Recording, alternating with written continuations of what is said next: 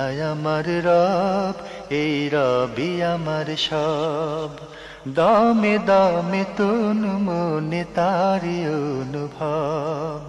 তোমার দুনিয়াতে আমি যেদিকে তাকাই, অথই নিয়ামতে ডুবে আছি সবাই। পাক পাখালির গানে শুনে তসবি কলো রব, তসবি কলো রব। আল্লাহ আমার রব, এই রবি আমার সব। আসসালামু আলাইকুম। প্রিয় দর্শক, আপনারা যারা দেশে আছেন প্রবাসে, সবাইকে অনেক অনেক প্রীতি ও শুভেচ্ছা। শুরু হলো আপনাদের প্রশ্ন নিয়ে আপনাদের এই প্রিয় অনুষ্ঠান আপনার জিজ্ঞাসা। আপনাদের সাথে আছে আমি জয়নুল আবেদিন আজাদ। আজকেও আপনাদের প্রশ্নের জিজ্ঞাসার জবাব দিচ্ছেন বিশিষ্ট আলেম ডক্টর মোহাম্মদ সাইফুল্লাহ।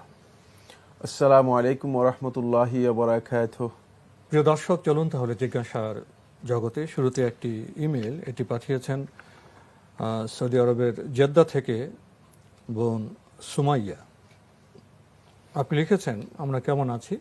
আলহামদুলিল্লাহ, আশা করব আপনিও ভালো আছেন। আপনি প্রশ্ন করেছেন, আমাদের সমাজে একটা কথা প্রচলিত আছে, ঘুমের মাঝে কেউ যদি চিৎকার করে ওঠে তাহলে আমরা বলে থাকি বোবায় ধরেছে। এ কথা কি সঠিক?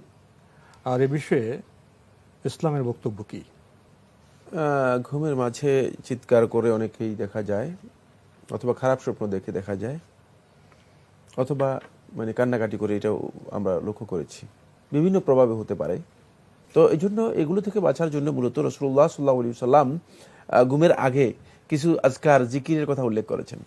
এই জিকিরগুলো যদি আমরা সত্যিকারভাবে আদায় করে উযু করে যদি আমরা ঘুমাই, তাহলে কিন্তু আমাদেরকে এই যে প্রভাব